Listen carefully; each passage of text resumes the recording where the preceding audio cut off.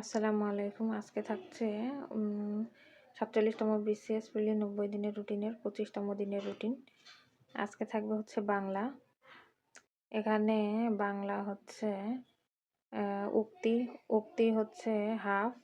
এরপরে থাকবে হচ্ছে ম্যাথ, ম্যাথ হচ্ছে ধারা, ধারা হচ্ছে পার্ট 2। এরপরে হচ্ছে ইংলিশ, ইংলিশ হচ্ছে নাম্বার, নাম্বার পার্ট 3।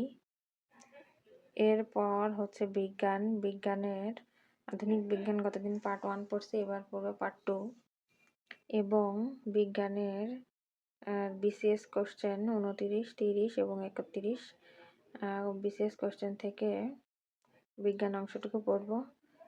এরপরে থাকবে হচ্ছে বাংলাদেশ, বাংলাদেশে আমরা পড়তেছি সংবিধান, বাংলাদেশ বিষয়াবলীর সংবিধান অংশ পড়তেছি, সংবিধান অংশের তৃতীয় ভাগ, তৃতীয় ভাগের হাফ পড়ব।